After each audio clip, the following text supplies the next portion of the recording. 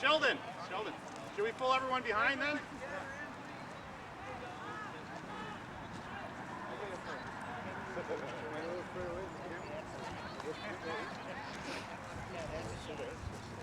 Hi, Bob. So here's a copy of the complaint. I don't want that on Here are the Sorry.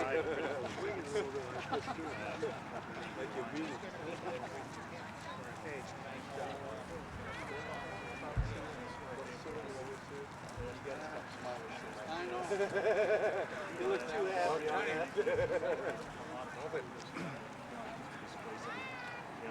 Farmers in the 12 square mile area in Lower Sioux, and they don't like to challenge their title to lands, and so it's already. And I got people yelling at me already. Oh, they're not happy. Okay. I've never seen a more handsome group of people. Yeah! I've got copies of the complaints. People around one per family, but rather than you guys holding it during the press conference, I'll give it to you afterwards. That's all.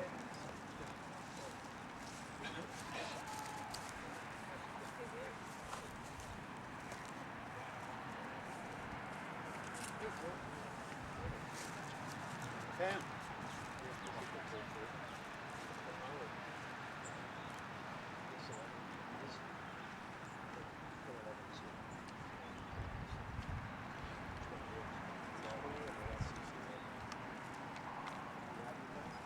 Just one minute.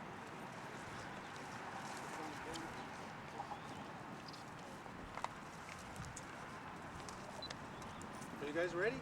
Yeah. Ready? Yep. Well, Action. Go to the mic here. Yeah. Oh, that's a mic. He's in a mic. Oh, I see. Okay. Sure. My name is Eric Kardal, ERICK, KAARDAL, and I'm the proud attorney of the Loyal Mdewakanton. This is May 20th, 2014. It's the anniversary of the May 20, 1886 census, which the federal government did to assure the rights of the Loyal Mdewakanton and their lineal descendants. Today we announce an historic lawsuit to establish title to a 12 square mile reservation in Redwood County, Renville County, and Sibley County. It is appropriate after Genocide Awareness Month. Last month was Genocide Awareness Month in Minnesota, that we're bringing a lawsuit to address cultural genocide. After the 1862 Sioux Uprising, the federal Congress provided for the Loyal Mdewakanton and their descendants to have a 12 square mile reservation in those counties. Instead, because of local white hostility, that congressional imperative was never accomplished. These 12 square miles were sold to farmers, non-Indians, and my clients never got the land. What's the basis for this lawsuit? There are 5 documents. The 5 documents relate to a federal statute. The federal statute confiscated the 500,000 acre reservation in Minnesota for the Sioux. That statute was dated February 16, 1863. Section 9 of that statute states the Secretary of Interior had the discretion to set apart lands in Minnesota on that former reservation for the Loyal Mdewakanton, the Friendly Sioux. The first document is dated March 17, 1865. The U.S. Secretary of the Interior stated that he was setting apart 12 square miles for the Loyal Mdewakanton. Reverend Hinman, an Episcopal minister, was with the Friendly Sioux at that time, and he was representing them in Washington. He wrote down the 12 sections, the 12 square miles, on that same letter the Secretary of Interior issued. The Secretary of Interior then initialed that document. The Commissioner of the Bureau of Indian Affairs then wrote to Reverend Hinman that this letter was sufficient to establish title for the Loyal Mdewakanton, and he should take the Loyal Mdewakanton from Faribault to their 12 square mile reservation. Reverend Hinman wrote to Bishop Whipple, his superior, and said that he was going to do that the lands had been set apart for the Friendly Sioux and he was going to take those Indians from Faribault to this 12-mile reservation. Reverend Hinman then wrote that he actually took the Sioux in that direction. Unfortunately, local white hostility in the area of Mankato thwarted the attempt. The Indians were brought back to Faribault. But under the statute that I mentioned, the Act of February 16, 1863, the lands were set apart as a reservation, and it states once those lands are set apart, their inheritance to the loyal Mdewakanton and their heirs forever. Imagine that. Imagine that once the lands are set apart, they're an inheritance to the loyal Mdewakanton and their heirs forever. That is a federal law. So when you have a federal law that establishes your title to land, the only thing that can take it away from you is another federal law, right? And guess who the loyal Mdewakanton and their heirs forever are? You. You are specifically referenced in a federal statute vesting title in you once those lands are set apart. Now, of course, the defendants in this lawsuit, which include counties, townships, and farmers and other wrongful possessors of the land, they will complain that the land was never set apart. But when public officials, documents at that time contemporaneous with the March 17, 1865 letter, state that the lands were set apart, and that's the words in the statute, well, then we qualify. Are we really going to have to go through another 12 years of litigation with federal government and attorney generals arguing that there's some discrepancy here? The Secretary of Interior, the Commissioner of the BIA, the Reverend Hinman, Bishop Whipple, everyone involved took those Indians from Faribault over towards those 12 square miles in Redwood County, Renville County, Sibley County, because the lands were set apart. So that's it. We have title to 12 square miles in Redwood County, Renville County, and Sibley County, and this lawsuit is a declaratory judgment action. So this federal court, the U.S. District Court for the District of Minnesota, states in a federal court that the law obviously means what it says, that once those 12 square miles were set apart in 1865, that they're an inheritance for the friendly Sioux and their heirs forever. And each of these people has mentioned that statute as an heir forever. We have the lineal documents. We have the lineal documents for 7,500 lineal descendants. Claim number 2, and this is harsh news and makes this a very controversial lawsuit, and that is there are wrongful possessors on our land. There are farmers. There are counties that have county roads. There are townships that have township roads. There are businesses on this property. There's also the Lower Sioux Indian community. All these possessors are not honoring our title.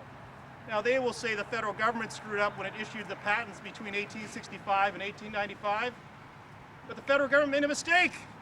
They sold land that was owned by us by title, by statute. The patents were defective. Later, they repurchased the land for the purpose of giving it to you, the loyal Mdewakanton and Lower Sioux Indian community.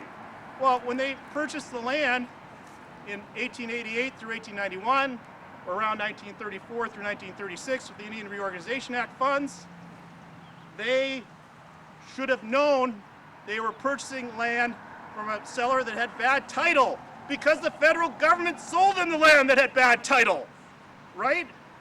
And so the land that was transferred to Lower Sioux was the result of a purchase by the United States, which was bad title from a seller who was a purchaser from the United States who had bad title because your title vested in 1865. So these are all just facts.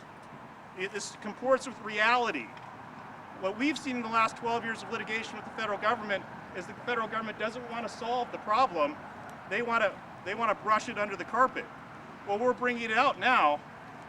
Federal government, you screwed up title. Now, granted, this lawsuit, we can't sue the federal government because the federal government has not waived sovereign immunity. It's a strange thing. The Federal Quiet Title Act allows everyone to sue the federal government regarding federal interest in property except American Indians. No wonder we have a grudge against the government. They keep treating us this way. But with respect to the claims then, we're trying to eject all those people from our property, all the people I mentioned, and then we're seeking trespass damages, because they should have to pay monetary damages for the use of our property all these years. This lawsuit does not turn new ground. There is a history in the United States of the federal government, state governments, local governments violating Indian land rights. There are about 24 successful lawsuits brought on same theories. They were brought under the Indian Non-Intercourse Act. Principally, those cases involved the Indian tribes having sold their land without congressional authority, which is required under the Indian Non-Intercourse Act. Those claims were brought, and most of them were successful. That's great, but our claim's even simpler than that. We don't need the Indian Non-Intercourse Act because we have a statute that says each of these people and everyone who's a lineal descendant of the Friendly Sioux is entitled. It's vested. This is an historic lawsuit. This fort back here reflects a battle, a war that occurred a long time ago. It was 1862. Their ancestors were friendly to the American government. They were loyal to the American government, and Congress said, you're going to get this land. The Secretary of Interior in these 5 documents said, you're going to get these 12 square miles. 1 month after Genocide Awareness Month, we're standing here saying, when American Indians don't get their land, that's genocide. You've destroyed an American Indian people by denying them their land. We're addressing genocide here. When these American Indians get their 12 square miles, they're a tribe. And they're going to establish themselves, and they're going to act with great dignity on their land. Yes, for 150 years they've complained about not getting their 80 acres apiece, even though it was only half of what you got under the Settlement Act. They complained about not getting their 12 square miles, even though they're entitled to it. And here they are in a good way, trying to resolve these issues with the federal government, the state government, these local governmental defendants, and their neighbors. And it is important, and it is historic. And where is Governor Dayton? Governor Dayton last month celebrated Genocide Awareness Month. Why isn't he here? Why isn't Attorney General Lori Swanson here advocating for these people? Those people are officials of all the people in Minnesota, including the American Indians. They can help. Where are the congressmen? For 12 years, I banged on the doors of these congressmen to address these issues. Nothing, no support for their legitimate land claims. Where's President Obama and his Secretary of Interior? 150 some years ago, the Secretary of Interior signed a document vesting title on these people. And now the successor won't honor that agreement. The successor to the Secretary of Interior, President Obama's Secretary of Interior, is not honoring the agreement that Reverend Hinman made on behalf of these Indians in Washington, D.C. on March 17, 1865. That's horrible. That's wrong. The United States government needs to stand up and pay attention to what it's doing to the American Indian people. And it has to begin today. The tide has turned. And today is the day that loyal Mdewakanton put their foot down and say, we're entitled to our legal rights. We're entitled to respect from the federal government. We're entitled to respect from state officials. We're entitled to respect from local officials. We're entitled to respect from our neighbors. Respect our title. Respect our right to be a tribe. At this point, I'd like to introduce some of the speakers. Sheldon Wolfchild is the former chairman of the Lower Sioux Indian community, and he's the lead plaintiff, and he'll speak first, and then he'll introduce the other speakers. Thank you, Eric. What I'd like to say as a Minnesota, Mdewakanton, Dakota, we're standing here in our sacred place. We have sacred sites all over Minneapolis, St. Paul. As the Mdewakanton people, this is our original origin place.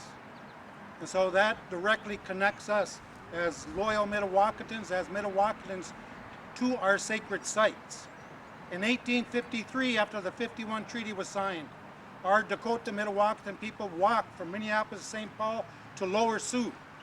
And that started the process of how we got there to Lower Sioux. So we're talking about here the place right exactly where we stand. 149 years ago this year, my grandfather, Medicine Bottle, and Chief Little Six were hung right here on this spot where we are standing today, this very spot. And I know that they're proud that we're continuing this battle for the land that they fought for, the land that they stood up and fought for because they were tired of starving to death. They were tired of dealing with a government system that was doing wrong for them for many years. You can watch a film that I've done. It's called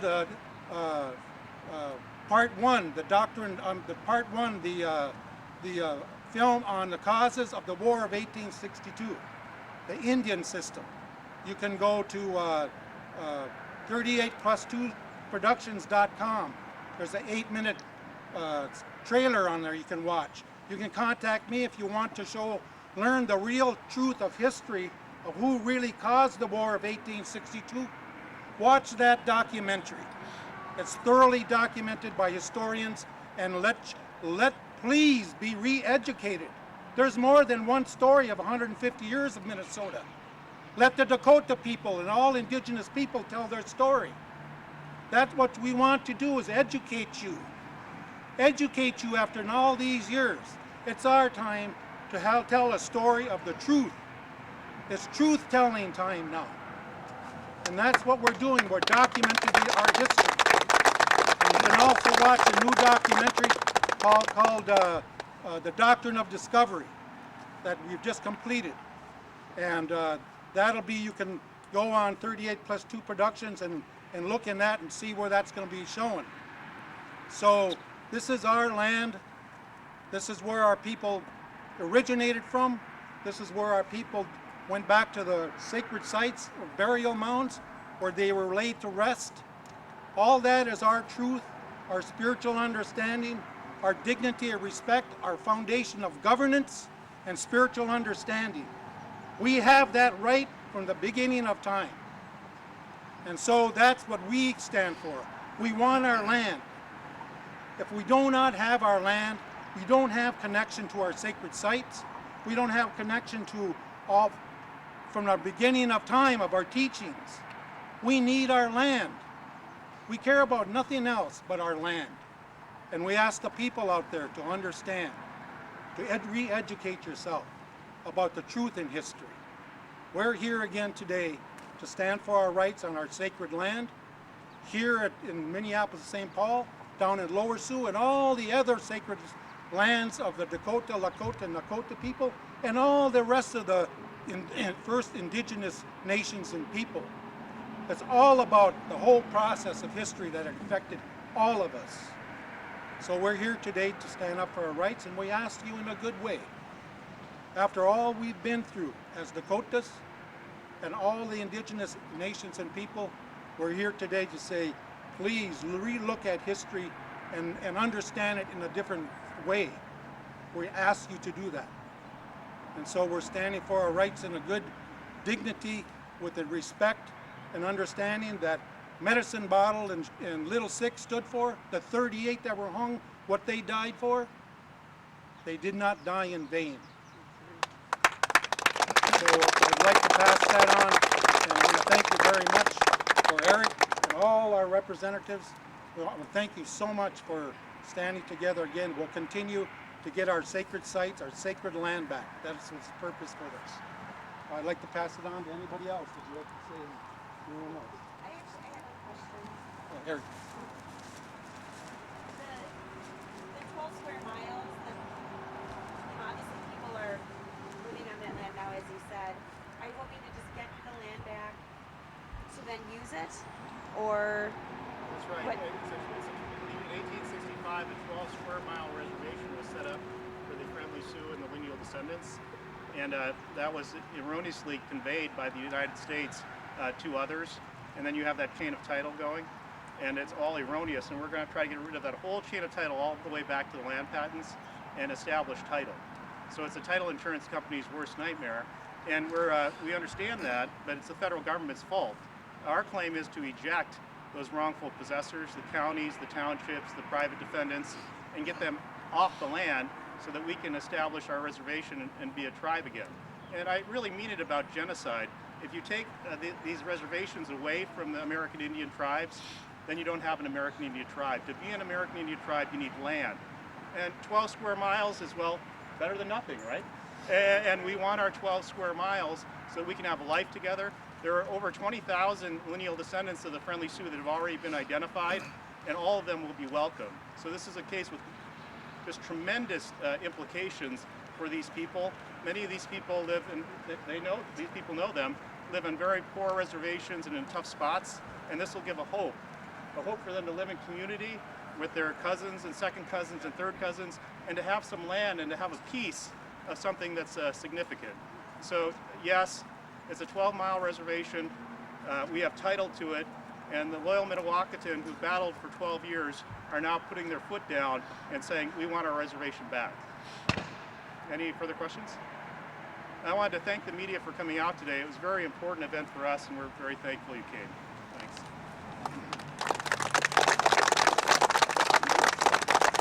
You want to make an announcement about the potluck? Yeah, we're going to have a potluck now at St. Peter's Catholic Church across the river, over the bridge here, and quick the first left on your over the bridge, and from 2 to 4.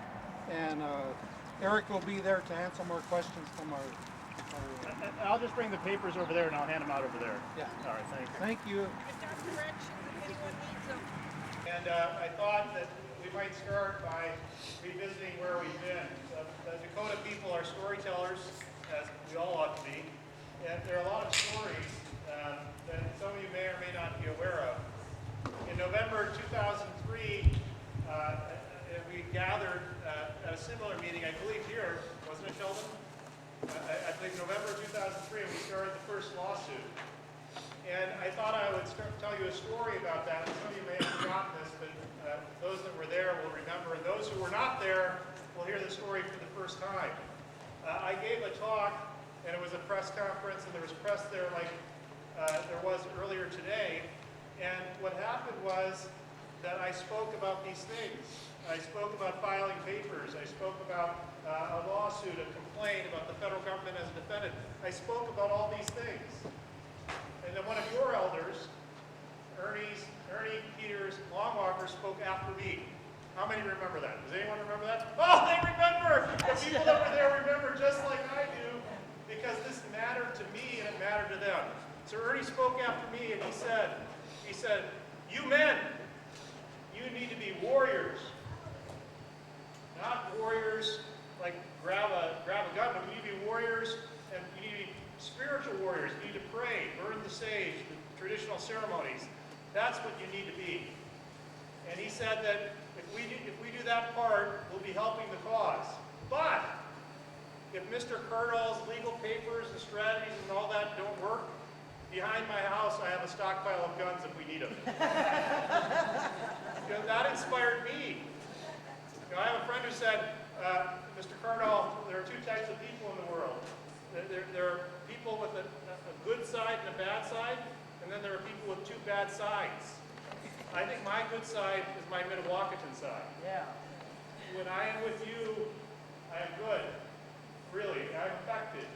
Each of you, I greet because you are standing for something important. There is probably nothing more important in life than standing up for yourself. You have to stand up for yourself before you can help others. And here you're standing up for yourself and for others by reclaiming your land and heritage. But there are more stories. In this path that I went with you in the last 12 years, I was able to visit all the Sioux reservations, all the Dakota, Lakota, and Dakota reservations. I am proud to say that I visited your cousins, your second cousins, your third cousins, your fourth cousins, all the way. I went to the temporary reserves of Canada. I went to the reservation in reservations in Montana, North Dakota, South Dakota, Nebraska, and of course the ones in Minnesota. I think there are 19. All of them have your kin. In Canada, those temporary reserves Those were established when your cousins were chased out of Minnesota by the Queen of England. The Queen of Great Britain established temporary reserves for the Minnesota, Dakota, and Canada before Canada even became a nation. And they were called temporary reserves, temporary reservations. And they were set up there north of North Dakota. And they haven't changed their status. They're still temporary reservations. And when I visited them, they told me to tell you that they are Minnesota, Dakota, and they will come back if you make a good enough offer. They said that in Canada. They said similar things in all these reservations. They want to be associated with you, and they want you to associate with them. When I was at Rosebud at Glasgow University, there's a wonderful man of a happy memory. He's passed away, Professor Whitehead. And Sheldon and Chris Lee of happy memory, he's passed away too, were with me. And we were at Glasgow University, and I arrived, and Professor Whitehead was burning sage on a buffalo skull. And he was doing traditional ceremonies. And then he said, after it was over, he said, "We want to welcome Mr. Cardall and his friends from Minnesota. We Lakota, we've been here since the beginning of time. And we understand, because of that 1862 war, that the Minnesota Dakota came to us. Some fled on horseback, some walked, some were forced here by riverboats. We Lakota have been good hosts. We have hosted the Minnesota Dakota for all these years, generation after generation after generation. But if Mr. Cardall wins his lawsuit, we're okay with these Minnesota Dakota getting back in those federal riverboats and going back to Minnesota."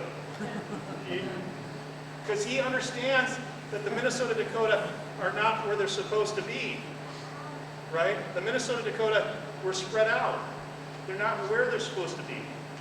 If this 12 square mile reservation, if the federal government had kept to your title in 1865, the whole story would have been different. The whole story. And we're trying to correct an historical wrong. But there are more stories. This is one where I was up at, I think it was Standing Rock Reservation. Is that where City Hall University is? Someone help me? Oh yeah, that's what I thought. And there's a young professor there who's a cousin of yours, and her husband. And they were both Lakota. And I was sitting there with them, and I had to get to the airport, because I was up there and I had to get back. And they were playing up to offer me instructions, right? And the wife gave the husband a piece of paper, 8.5 by 11, and he began writing down the instructions on how to get to the airport.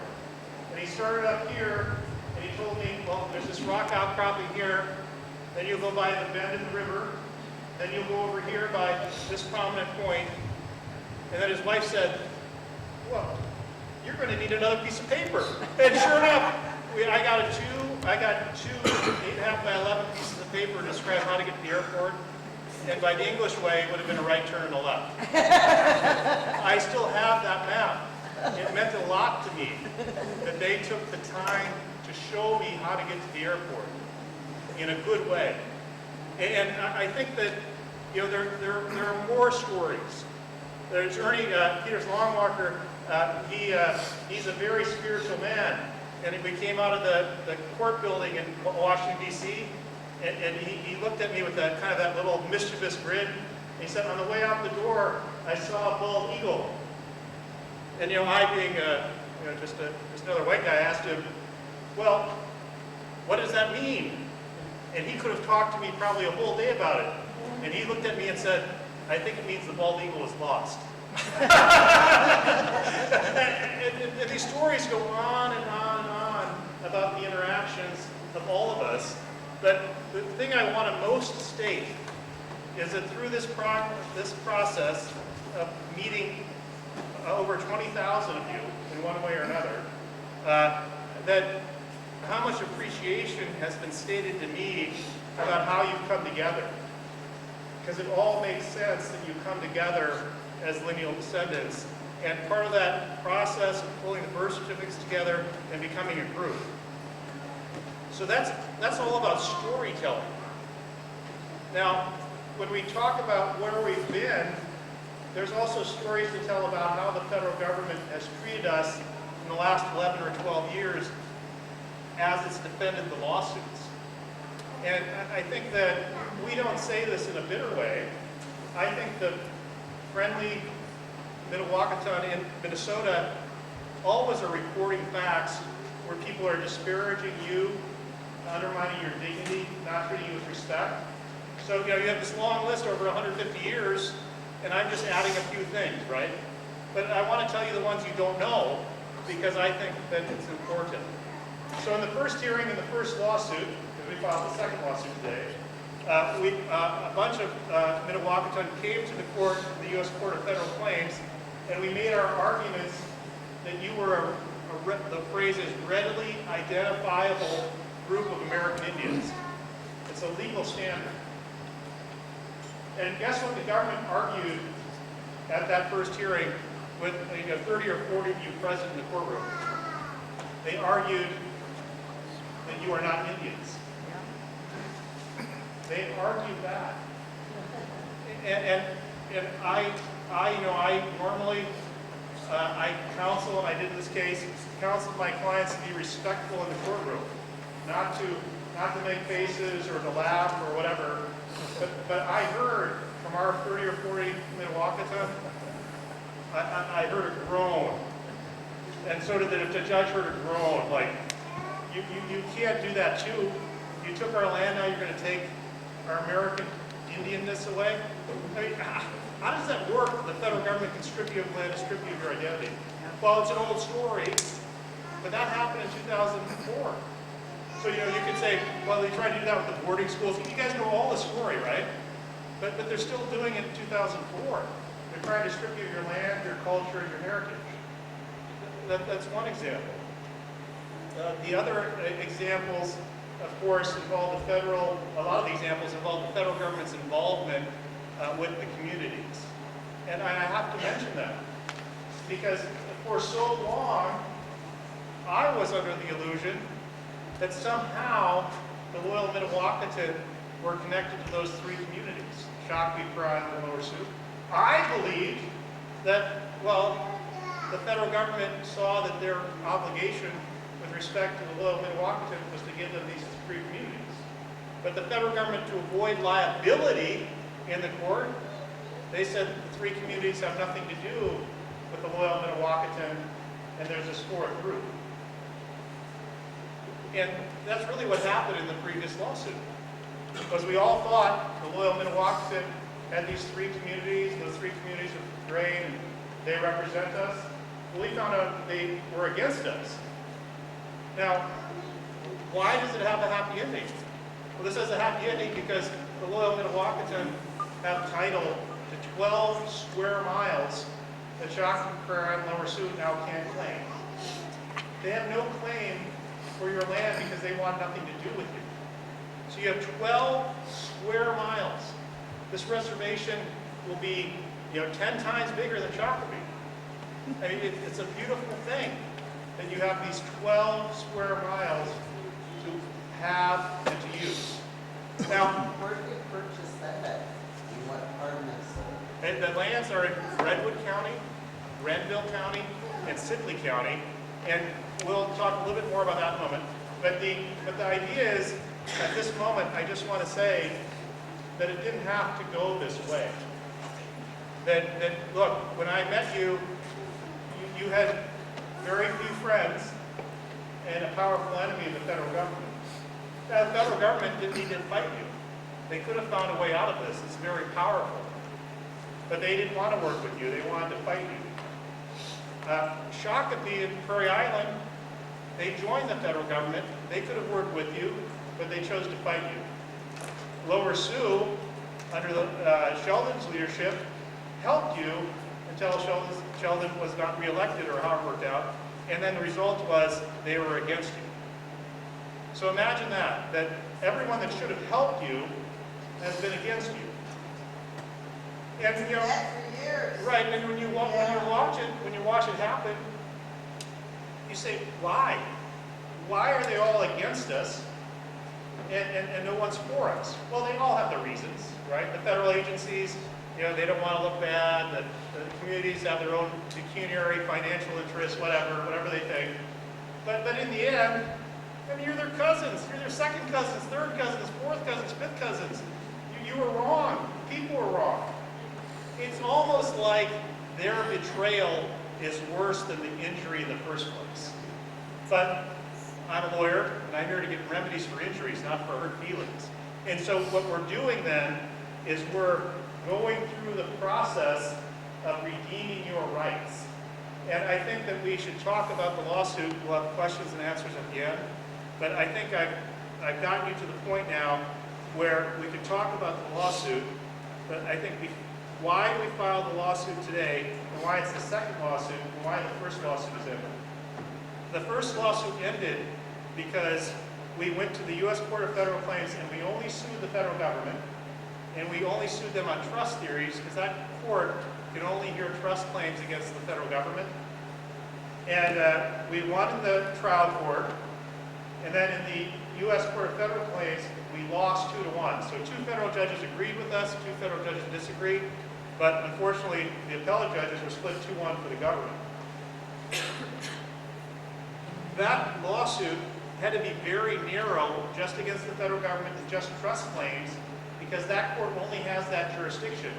The U.S. Court of Federal Claims and the U.S. District Court in Minnesota have what's called concurrent jurisdiction over these types of claims in Minnesota.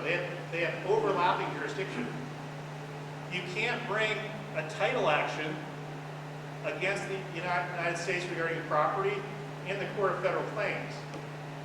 You can't bring a monetary action for a breach of trust duty on Indian restricted land in the U.S. District Court. And you can't bring both lawsuits at the same time under a recent U.S. Supreme Court decision. You need to do one lawsuit and the other lawsuit. And so what happened in the U.S. Court of Federal Claims and the U.S. Court of Appeals for the Federal Circuit is they did not rule on this claim because the court didn't have jurisdiction. But what the decision said was, the U.S. Court of Federal Claims decision states that we're not going to adjudicate this claim, we're not going to rule on this claim, but the lands were set apart for the loyal Minnewacan and their heirs forever, because it's not timely to this court. There's not jurisdiction. And so the court in Washington, D.C. left this claim expressly open to pursue in the U.S. District Court for the District of Minnesota. So I showed the lead plaintiffs the words, and that's how we started the conversation about lawsuit 2. I said, well, look, I in the first lawsuit, set the table for the judges so that they could serve the loyal Minnewacan and really provide you the remedies you want. And what the judges did with great violence was they upset the table, they threw everything off the table, right? And said, Mr. Cardall, it's not good enough. But then, our eyes spot, underneath the table, a tiny morsel.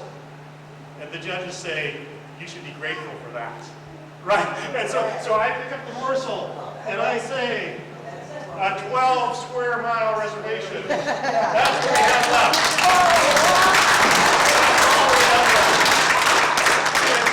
So we have this 12 square mile reservation.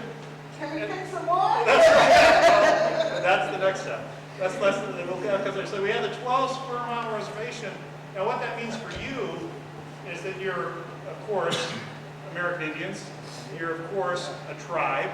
You're of course, vested in title. All of those things come with this.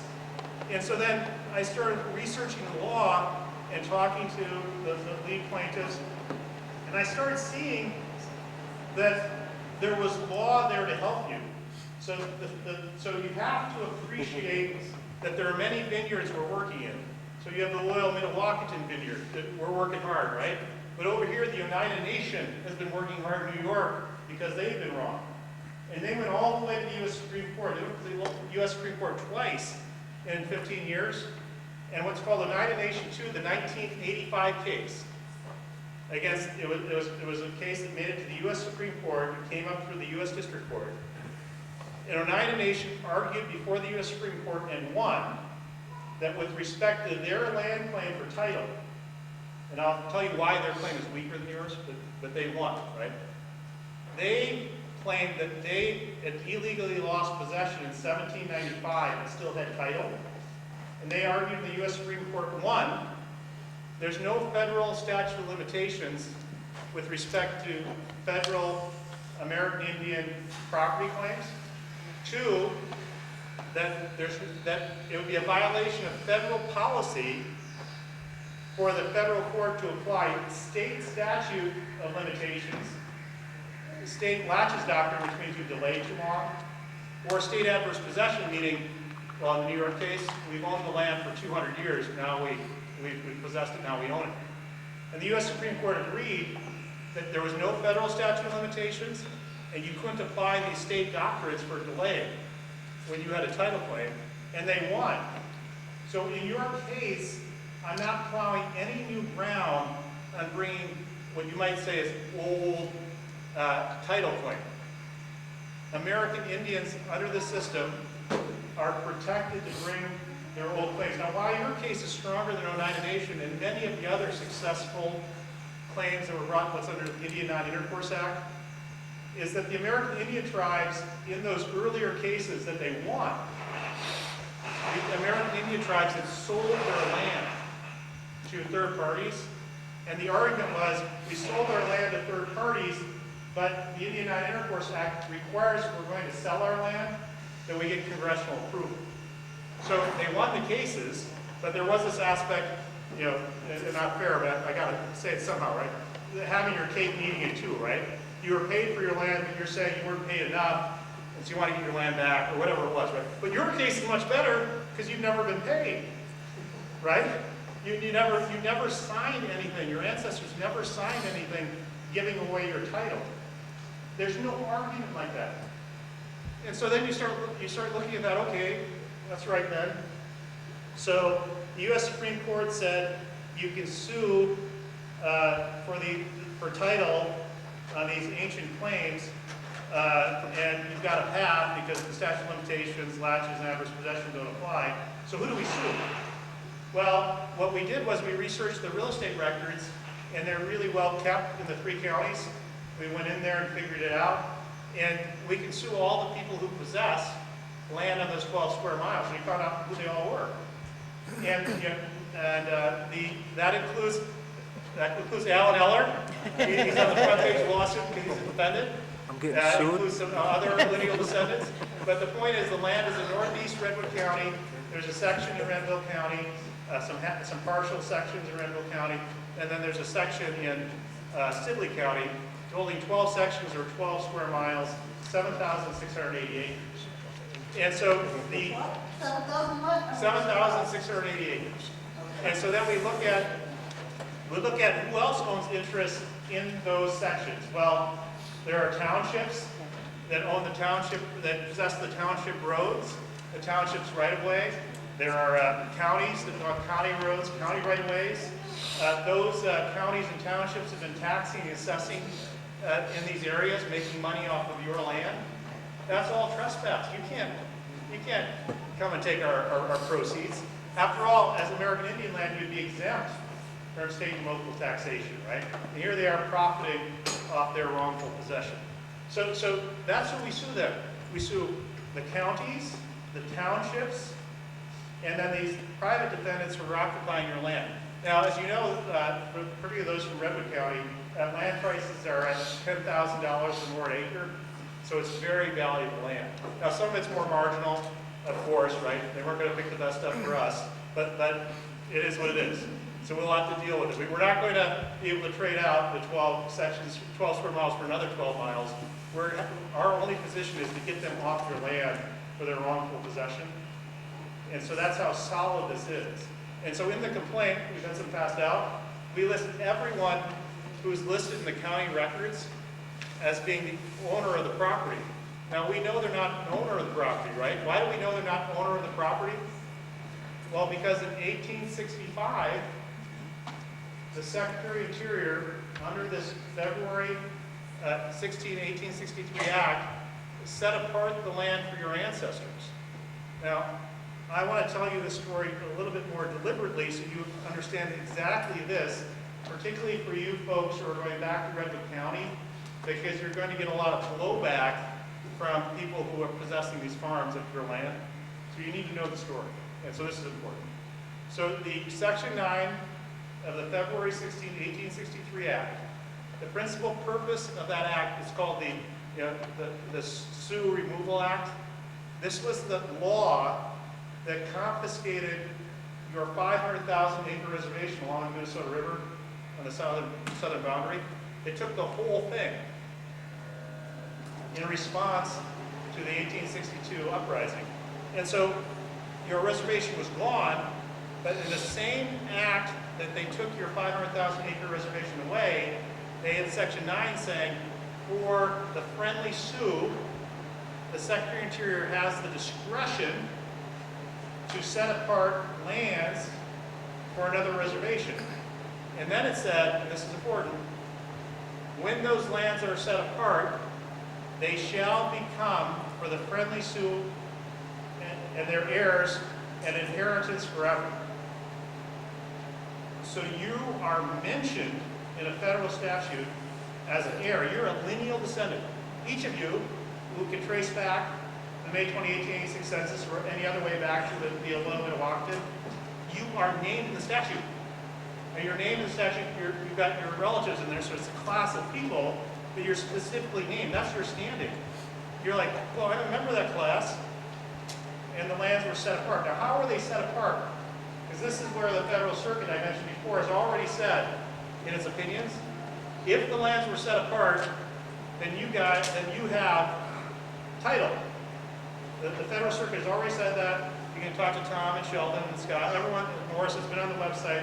It's a 2009 opinion. It's basically repeated later. But we know the lands are set apart because I passed out, some people have them here, the 5 letters that show it was set apart. So these are the exhibits I talked about. Exhibit number 1. Let me set this up just a little bit. There always seems to be an Episcopal minister around you guys, at Lower Sioux obviously, with Bishop Whipple Church, Mission Church and all that. But the one at the time was Reverend Hinman, and he worked for Bishop Whipple. So Reverend Hinman was your ancestors' advocate. He was with the Friendly Sioux in 1863, protecting your ancestors. And by and large, a lot of them were with Colonel Faribault on his farm near Faribault, Minnesota, away from the hostilities. Reverend Hinman went to Washington, D.C. because he was, in 1865, because he was aware that the Secretary of Interior had to set apart this reservation for your ancestors. So Reverend Hinman's in D.C. advocating the Secretary of Interior to set apart the lands. And so the Secretary of Interior writes a letter on March 17, 1865, basically saying, I agree to the request to set apart the lands. I deem the 12 square miles is a good amount. I will leave it to Reverend Hinman to identify the 12 sections of land that they will receive. And Reverend Hinman was right there in town. He might have been present when that letter was written. And he wrote right on the same letter the 12 sections. The sections in Redwood County, Renville County, and Sibley. And then the Secretary of Interior initialed it. That was the agreement that the land was set apart. So we have the agreement on behalf of everyone that this was the set apart reservation. Now, Reverend Hinman wanted to make sure that that was enough. So Reverend Hinman wrote to the Commissioner of Indian Affairs. It wasn't yet called the Bureau of Indian Affairs. It was the Commissioner of Indian Affairs. And the Commissioner wrote back and said, that letter in your hand, Reverend Hinman, is enough. You know, it's been set aside. You may now go collect the Friendly Sioux and bring them to their reservation. And Reverend Hinman then wrote at the same time to Bishop Whipple and said, the lands have been set apart, now I return to Minnesota and I will collect them, collect the Friendly Sioux, and bring them to their reservation. And in these letters also, monies were being set aside to plow the land, to break the land, because that's hard work and it required an investment. So monies were being set aside by the BIA to break the land of 12 square miles. So it's all locked in. We got all the paperwork, right? It's done, the reservation's set. So Reverend Hinman, in a later letter, which is also one of these 5 letters, he takes the friendly Sioux from Faribault and starts moving towards the 12 square mile reservation. Now, according to Reverend Hinman's report, General Pope had said, no, I won't take him there. But General Grant, who would later become President of the United States, overruled General Pope, and Colonel Sibley, the federal cavalry, were assisting the friendly Sioux in getting to their reservation, basically protecting them. Now, Reverend Hinman says, and you can't always trust these things, right? Because it's always hearsay or whatever. But Reverend Hinman says, we didn't make it because of local white hostility, because there was a cold-blooded murder near Mankato. And we believe that was a murder related to the Jewell family, and it's reported all over the place. I think it occurred in late May or early June of 1865. Well, it doesn't matter really why the whites were mad at Sioux generally. The friendly Sioux didn't participate in the murder, and they were on the way to their reservation they had title to.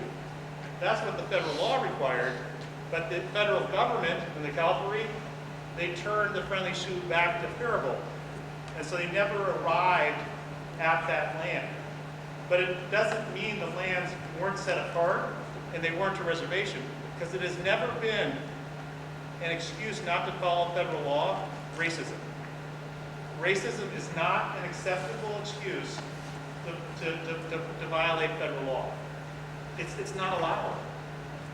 Federal law is mandatory for the federal government. The federal government cannot use racism as an excuse not to follow federal law. If there's one thing you need to remember about this, is the suffering of those friendly Sioux from 1865, when they'd been guaranteed the 12 square miles, to 1886, when finally some land was purchased for them at Lower Sioux. That is where the real suffering came. They wanted to stay in Minnesota, many of them stuck it out, but the discrimination that occurred, imagine the federal government coming in and saying, in 1865, we're not going to enforce federal law because of local white hostility. Well, it opened the door to all sorts of hostility, right? I mean, it's almost like the federal government saying, God bless white hostility, right? I mean, how could it be any worse than depriving you of a reservation? I mean, these American Indians in 1865 had not breached the 1858 treaty that provided the 500,000 acre reservation. They were guaranteed under the 1858 treaty 80 acres of land. They hadn't done anything, and they ended up with zero. You got 500,000, you're guaranteed 80, and then 5 years later you got zero. It doesn't make sense even according to English math, right? I mean, even the math of the conqueror, it doesn't make sense. Of course, the woe and the misery must be explained from your Dakota cultural perspective. I'm not doing that. I'm just saying, even according to the conqueror's math, this doesn't add up. And so then we look at that, okay, so they didn't make it. And in the final, the fifth document is the Secretary of Interior's letter to Congress in 1866. It's in this packet that's going around. And the Secretary of Interior reported to Congress, we tried to set apart a reservation, but because of local white hostility, we quit. Right? So why would they quit? I mean, the statute's the same. You set apart the reservation. Why didn't you get these people and bring them over? Why didn't you do any of this?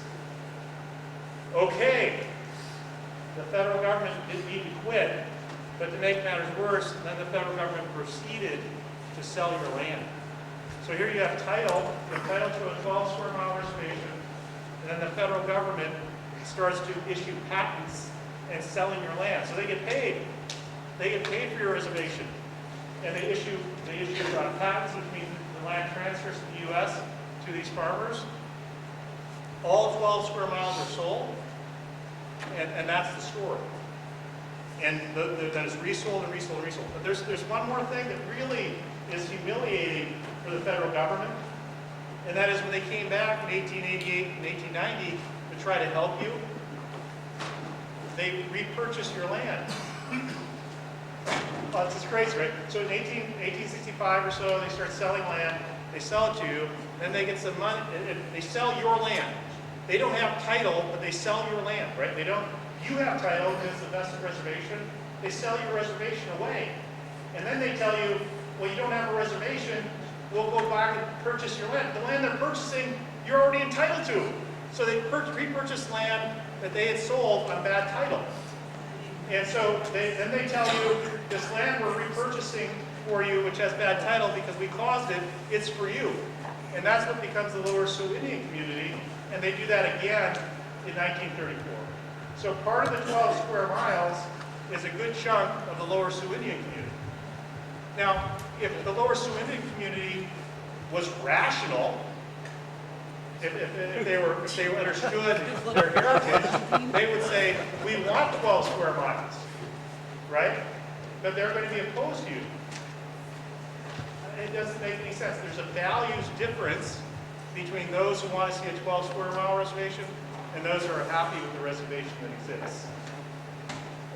In American Indian terms, it's crazy not to want land, because land equals culture.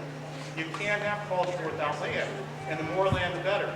And even in my visits, there's a different feeling out at Eagle Butte than there is at Shakopee. And if anyone's visited large land-based reservations, what you feel is culture. Wow, I'm in a different place. You figure that out. And so you can have that with a 12 square mile reservation. And when you look then at that sequence and how the United States argued the earlier case, why I said it's embarrassing, humiliating, is really, okay, so we have title to a 12 square mile reservation. Then you sell it, you sell bad title. Then you repurchase the land for us in 1888 or 1890 or so. And then you purchase some more land in 1936 for us. Then you have a 1980 Act that says any interest in the federal government in title and all that, because the only thing that can repeal a federal statute is another federal statute. You know, if they wanted to get rid of you, they tried, right? The boarding schools, so forth. There was even a period in 1946 through 1950s called the Indian Trust Termination Act period. They sent out federal agents to Lower Sioux to get everyone to sign their rights away. No one would. No one would. They even had a list there. Here's the person, here's the land, sign here. But no one trusted the federal government. No one why. Because people knew in the oral tradition, and some have forgotten, but people knew that they're entitled to 12 square miles.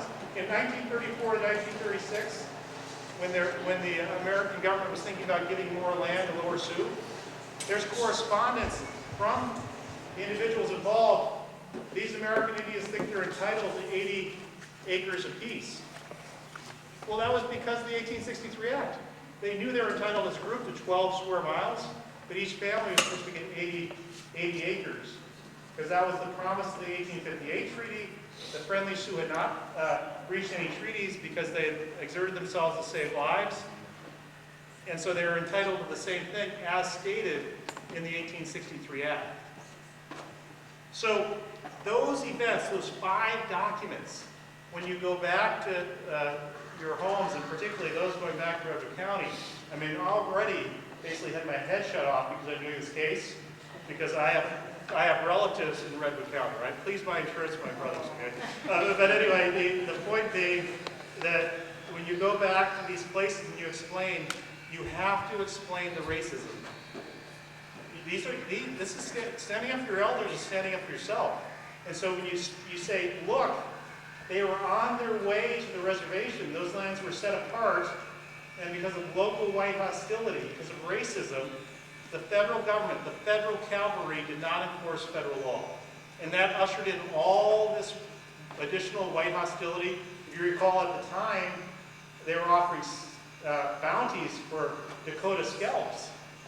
The New York Times, the big newspaper, right, published in 1863 that Minnesota's right to offer bounties for Dakota scalps is a state right that shall not be given up. So this is the hostility, and right when the federal government should have been loyal to you, it abandoned you. And so we're righting a wrong, but righting a wrong to your ancestors, and what could be more important than that? To settle a score, to call for justice, to call for fairness, and to reestablish your land and heritage. So now we go to the complaint, and with respect to the complaint, it's technical, but it's easy to understand. That in the first instance, you'll notice on the caption that the United States is not sued. Now that's important. We've been battling the United States for 12 years, and we lost on our breach of trust theories. And so why don't we have to sue the United States? We don't have to sue the United States because when they set apart the lands, you became entitled to the reservations. What duty do they owe you? Well, they just did what, if they do A, then we get the reservation. They did A, we get the reservation. The United States does not possess any of your land. You need to remember that. The United States is not out there possessing your land. It's Lower Sioux, it's these businesses, these farms, all these individuals I've listed, and the townships and counties. So that's the first. The second thing you'll notice is we haven't sued any state, we haven't sued the state of Minnesota, the state agencies like the Historical Society and the Lower Sioux Interpretive Center. Those are all yours. But under the 11th Amendment to the United States Constitution, you can't sue states and state agencies in federal court. That's fine. We'll go later and sue them in state court, but we're not suing them now. And besides, the land holdings there are only about 5%. It's not a big deal. If we went on the 95%, we'll do a cleanup action later and get the last 5%. We don't want to get slowed down by making this a case to overturn the sovereign immunity of state agencies in federal court. We'll just abide by the law. We'll file our second lawsuit later.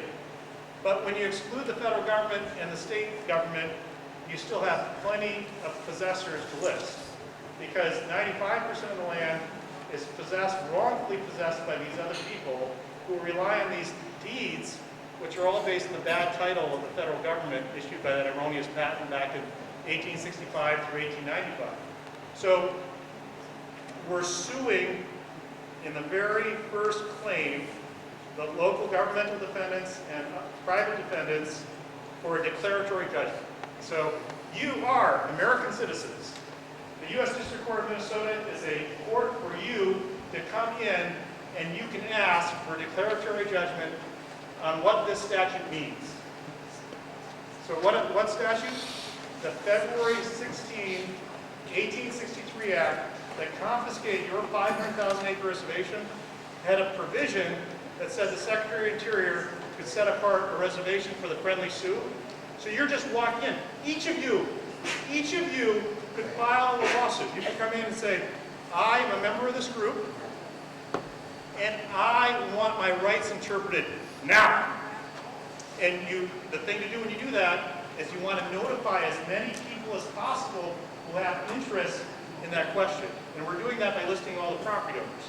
And so you go in and you say, okay, these lands were set apart, I have title, federal court, you tell me that. And when they order a declaratory judgment saying you, as a loyal Minnewacanton, have exclusive title, use, and occupancy, and right to quiet enjoyment of that property, game over. It's game over, right? It's game over because you now have your 12 square mile reservation, and we'll all do a collective raspberry in the direction of the federal government, right? Because think about that. I mean, it's the most fundamental thing. I mean, the federal government has all that power, and they can't even get their P's and Q's right on title to Indian reservation land. Come on, they've got all that power. They've been messing with us for 12 years, and why I got mad at the end of the press conference is they're messing with us, and they don't even have this right. They messed with you on your lineage. They slowed us down in years by delaying the interlocutory appeal. They tried to exhaust you. They tried to wear you down.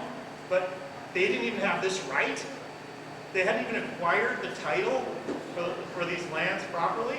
They sold your property while you were entitled. They repurchased your land from sellers who they had provided bad title to. Sounds like a hobby. Right, and so you add all that up and you say, well, when we win, we're going to send a big collective raspberry in the direction. Plus, will probably end up petitioning for Indian Reorganization Act tribal status, right? Then you'll be the tribe that was supposed to be in 1865. So it's all coming together now, all coming together. Declaratory judgment. That declaratory judgment, by the way, just because you can't sue the federal government in this case, just because you can't sue the state defendants in this case, doesn't mean a federal declaratory judgment in your favor doesn't foreclose them coming back and claiming they own property interests. You are an American citizen, and you're going into federal court to interpret federal law, and that federal law means that it's going to be enforced by U.S. Marshals. So how can the U.S. or the state come in and challenge the U.S. Marshal on that federal legal issue when it's already resolved? So although the United States and state agencies are not defendants to the case, this decision is going to be binding on them. Fine. You don't have to participate in the United States. You don't have to participate in the Department of Interior. President Obama, Secretary Toole, you don't need to participate. Governor Dayton, Attorney General Swanson, you don't need to participate. But when we win, don't complain that we're entitled to exclusive title, occupancy, use, right to quiet enjoyment of these lands. You know, we're playing by the rules, but you don't understand, state of Minnesota. You don't understand, federal government, that we have a federal statute. And we're entitled to go to court and have federal statutes interpreted. Maybe we're not entitled to sue you, but we're entitled to have it interpreted. And guess what? When the federal court interprets a federal statute, federal government and state governments, you're stuck with that decision. You can't challenge it. So will the federal government come in? Will the state government come in? I don't know. Will they intervene? Will they come like white knights to save the Shakopee, Prairie Island, and Lower Sioux position that the loyal Mdewakanton should be vanquished? Well, I don't know. You guys, ever since I've met you, I've noticed that the friends come and go, but the enemies accumulate. Right? We get more and more and more. But I think you can expect a hard road. But I think it's going to be fast, because the problem for all of these defendants is that you're entitled and they're in wrongful possession.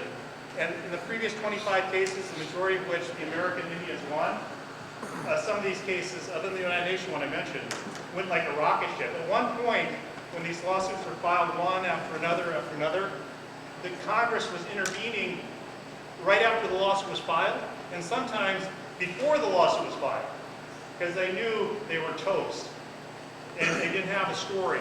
And you know, for a federal government on something big like this, not to have their facts straight, not to have their logic straight, it's humiliating. And that's probably why it's taking so long. Is you see, the Secretary of Interior has engaged in racism.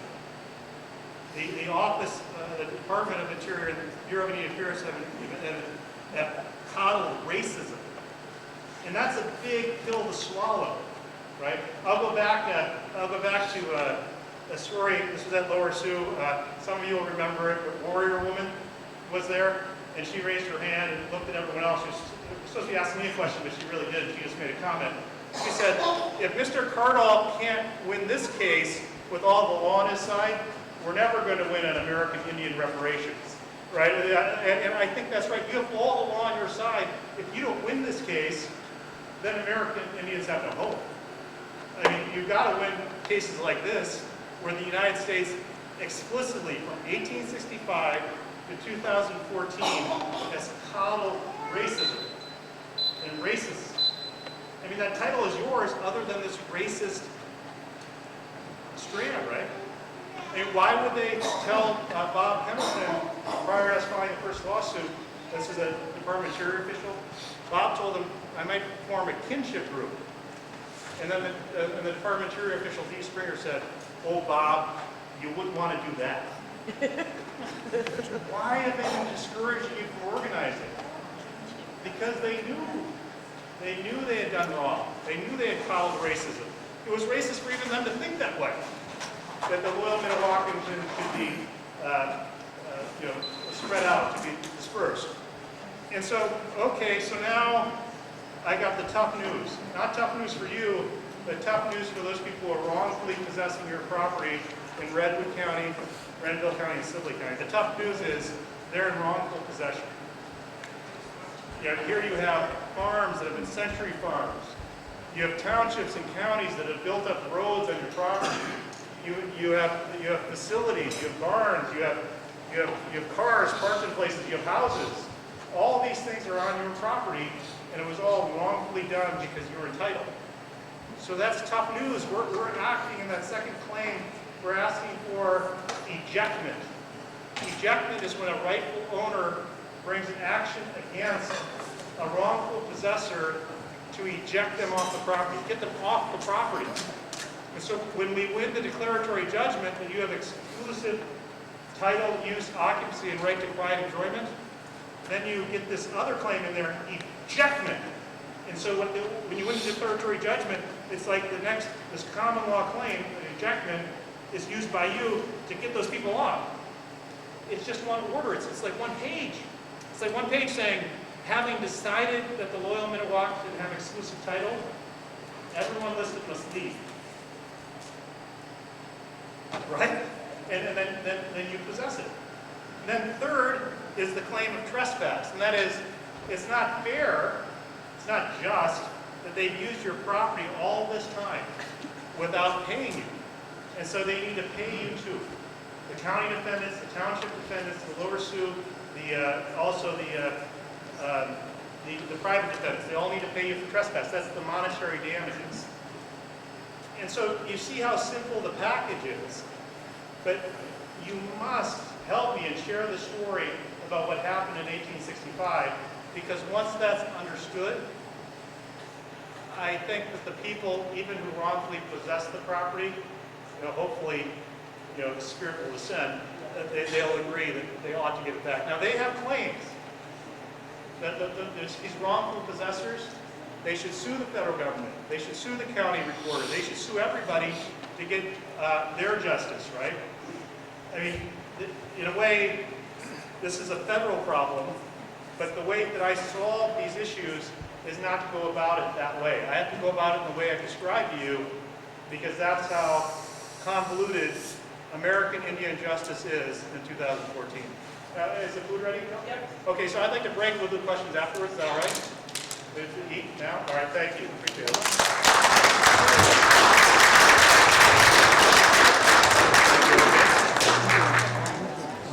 Or file. So we need help with that. $300 a month for 1 year, it's around $2,600. So that's just an idea. So these files and all of Barbara's years of research, they're all included in this. So temporarily we got the files in Tom's garage, and yet the Barbara's files are kept at Gail's place in her garage, but we need a permanent place. So which takes money. If you go online and have any relatives, they may be able to afford a little more to send in to Eric's office for rental. We need help like that for rent a good, safe place for our file. And so any kind of donations as you leave here, talk to your relatives, email, communicate. We need really help financially for rental of the files, of course for our lawsuit to continue for Eric's expenses and stuff like that. Very important now. So I know it's hard times for all of us, but whatever you can afford will really be appreciated. And so I wanted to mention that too. We do have a donation box here. Right there on the, it ended up being this box. We'll grab it.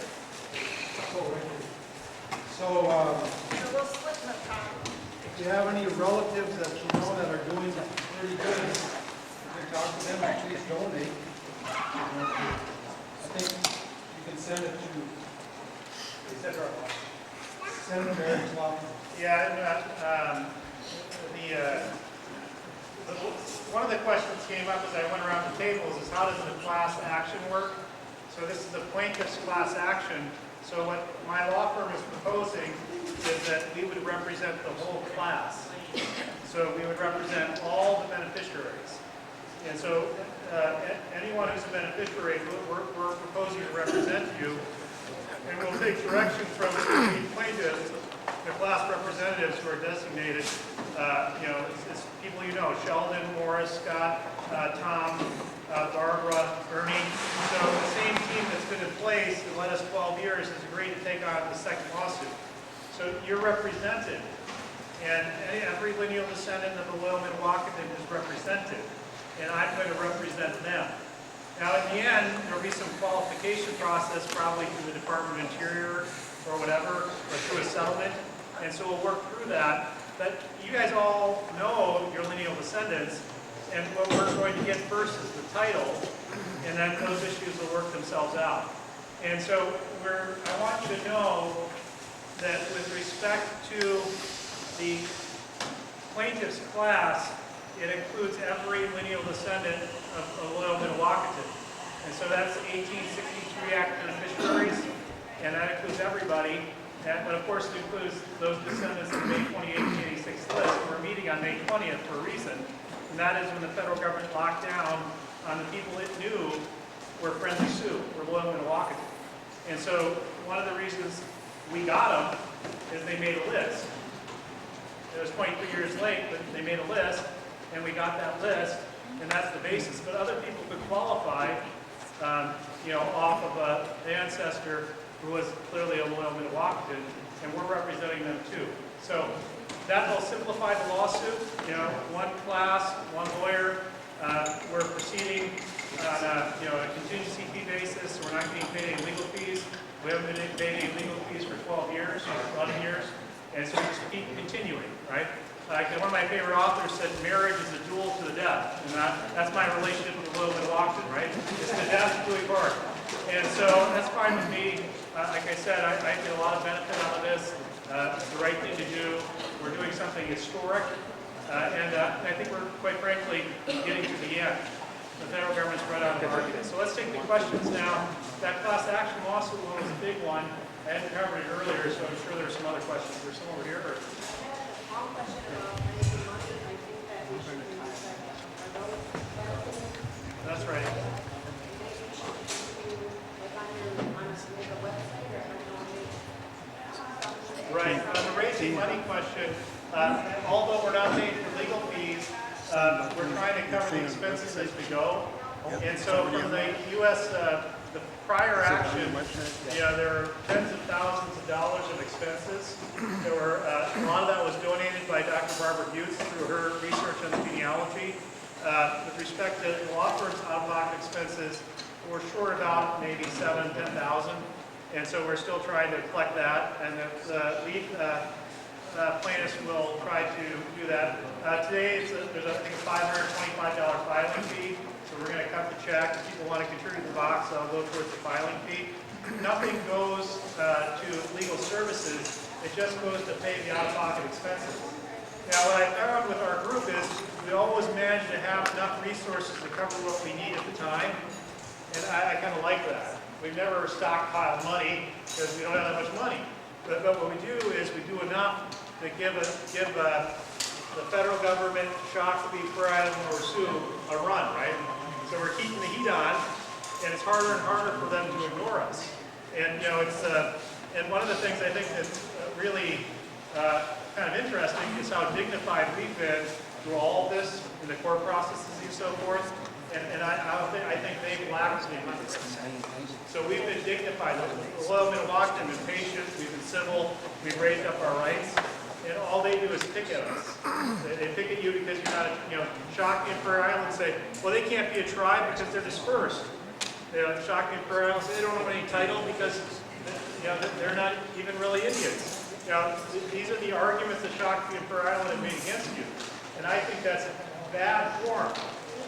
They could have dealt with this in a much different way than they have, but here we are. Shakopee and Prairie Island are our enemies. They're not our friends.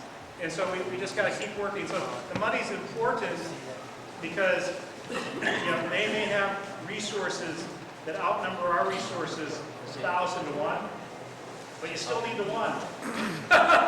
Right? But you still need the one because you still need that $525 a file, even if they'll spend $525,000 on a motion to dismiss. And after all, when you have the law and the facts and the equity and the morality and just keep on your side, it shouldn't be that hard to win. And we're to that point now where I think you people who work in the Redwood County Bluffs there, we've gotten all the legal buckthorn out of the way. We've taken all the buckthorn out of the forest, and now there's a clear path, right? And that's what we had to do in the first 11 years of litigation, get rid of the legal buckthorn, and now it's very simple. Get off our land, it's ours. So are there further questions from the other tables? Something like that, does that take a long time? Like you said, you were supposed to file. Oh, I think we're filing this afternoon this lawsuit, and then what happens is we'll move to certify the class. So we'll ask the court to say, yeah, your statutory beneficiary, Mr. Colonel, is your attorney, and then we'll move for summary judgment, which is just on the papers.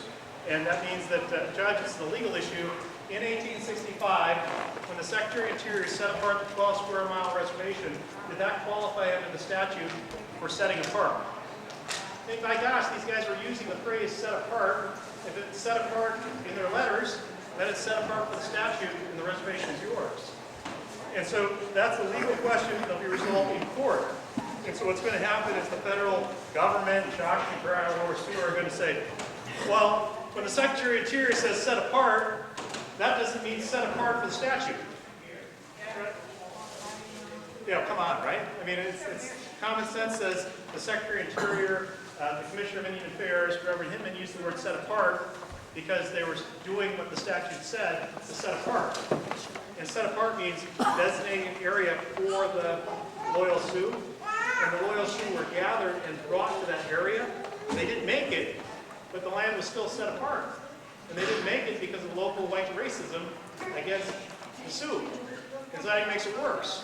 And we were even talking about some of these decisions that the federal government not intervening on your behalf to make sure that you were entitled to benefits at the three communities.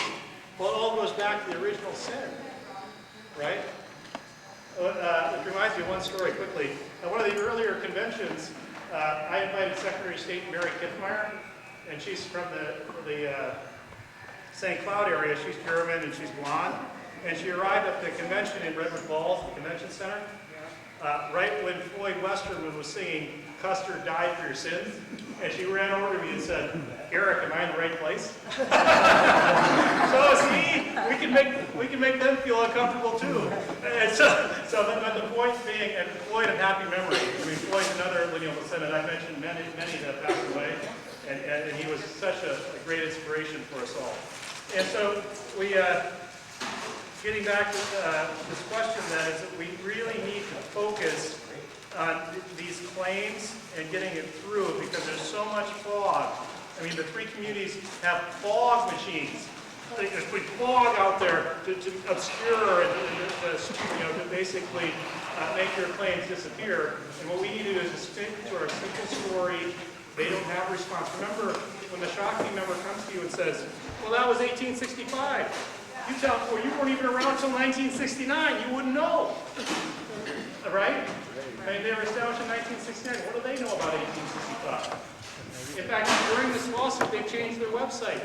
They changed their presentation of themselves. When it started in their community centers, they linked you right back to the Friendly Sioux. But because we litigated, now they say their ancestors were from a place near the Minnesota River. In time. They don't go back to the Friendly Sioux anymore because they don't want anything to do with you. Because if they have anything to do with you, they'll bring up the fact they've taken what you were entitled to. And so we're still working on it. How about anyone else? In the back there was a question. Cheryl? Oh, I was just going to ask about that. Oh, yeah. Anyone else have one? Oh, thank you. In 1980, the federal government, they were saying they enrolled me to share in Judson Fund. What is the Minnewacan? They enrolled us and paid us $2,100. Then in 1980, no longer enrolled. They have no recognition of us ever existed. Right. This is really important that the Minnewacan Wapekwan, the Sisseton, and the Wapakute were all recipients of two acts. One was the act of 1917, I think it was 1903. That was to repay the confiscated annuities by the 1863 acts. Then later, under the Indian Claims Commission Act, there was a takings claim brought on behalf of the bands against the federal government for compensation for the 500,000 acres that were confiscated. But none of those preceding acts for those lawsuits can be argued to be federal actions that deprive you of title to the land you still have. I mean, the only thing that can extinguish your federal statute that says that you're entitled to this land would be another federal statute. And so just because they compensated you for something else that doesn't mean they can take your land away, because the title is still protected by a federal statute. So it's a very important question to ask, like, wait a minute, aren't some of these land issues resolved? Absolutely. But this is the one that's left, right? And this is all that's left. But it's a big claim. It's a claim on behalf of a big tribe, and it's a big land claim, 12 square miles. And the federal government needs to show you a statute where they terminate your federal right under the February 16, 1863 Act. And I've been in court now for 11 years, and the courts have been asking the federal government, has the 1863 Act been repealed? And every time the federal government says no, no, no. So they've been looking for a statute to repeal your land right for 11 years and they haven't found one. They're not going to find one. There isn't one. The law is still good. Ironically, the only people who have been asking to repeal the 1863 Act are the state legislature here and Governor Dayton. They don't understand, or maybe they do understand, that's why they're trying to repeal it, but they've actually passed resolutions, or attempted to repeal the 1863 Act as a racist taking of the whole reservation.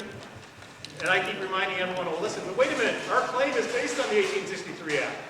You can't repeal the continuing loyal Mdewakanton presence in Minnesota, and that would just be compounding the error, insult to injury. But you know, that's actually been discussed. Representative Erdahl, who's an expert on the history of Indian affairs in Minnesota, he supported that. I asked Erdahl on your behalf to file a friend of the court brief for us, and he refused because he has relations. I believe because he has relations to the other people. Eric, you know, one thing that's different about, well, this is going to be a class action suit, right? Which is different than Wolfchild 1. Right. Wolfchild 1 was a collective action. That meant that I had to meet with each of you and sign each of you up. Now this is a class action, meaning the court's going to appoint me to represent all of you.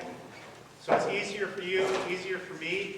We'll just have one lawyer for everybody. And it was almost too difficult last time because we had like 15 lawyers and no one could agree on anything. So it's better just to work as a team and do the class action, take on the federal government as a team, and beat them.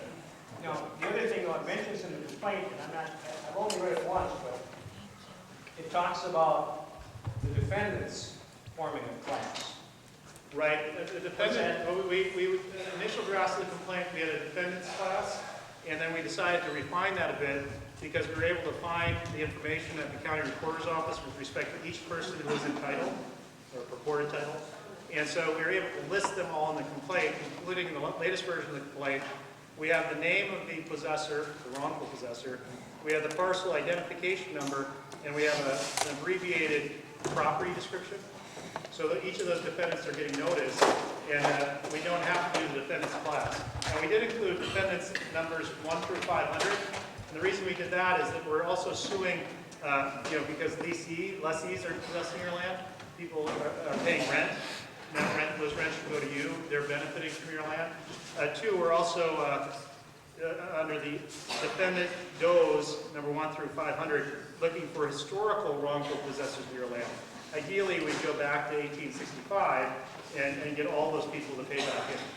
And now the easiest claim, of course, would be the counties and the townships, because ever since 1865, they've been collecting assessment revenue and tax revenue off your land. And because it's Indian exempt land, they should not be collecting local taxes and revenues on your land. And those revenues and taxes should be paid back to you, plus prejudgment interest. how many years? 1864. Was he talking about the Mississippi Fund? Is that what? Yeah, he was. Yeah, That's what- yeah. The docket 363. There are many names. I need to mention just how you think I started in 2003. Actually, the research started in 2002. And it's 2004, so you kind of have that's 12 years. And you're looking at another lawsuit. But I'm doing really well compared to my predecessors. In the docket 363 case, the one regarding getting payments from the federal government for the taking of a 500,000 acre reservation. That case was started by St. Paul attorneys in 1948. In the Indian Claims Commission, it was transferred out to the U.S. Court of Claims in the 60s. It settled in 1973. That's 35 years later, with basically, and American Indians know this story, the attorneys were paid off in 73. The first settlement checks, though, came out to American Indians, the Midewakanton, in 1981. And Sheldon, a couple years ago, showed me a recent check. So the settlement fund has not been distributed completely. The attorney fees have been paid, but we're now into our 48, 52, 66th year of docket 3 litigation and post-judgment settlement fund resolution. And so, this isn't going to take that long, but I just wanted to mention to you that 12 years is just a fraction of the 60 years that docket 363 has been around. Now, part of the problem with docket 363 is that they thought that the people at Shakopee Prairie and Lower Sioux were lineal descendants, and they found out in the process they weren't. And it created all sorts of problems for distribution, because they assumed, well, wait a minute, these are supposed to be Dakota, and there's something else, right? And that created a big problem for the distribution, because now it all kind of got hammered out by Shakopee being a bully, but the point was that it actually got slowed down because the Department of the Interior knew that the loyal Midewakanton, at that point, knew that loyal Midewakanton weren't the people at Shakopee, so they couldn't just hand over the money to Shakopee. Then basically Shakopee wore them down and they handed over the money anyway.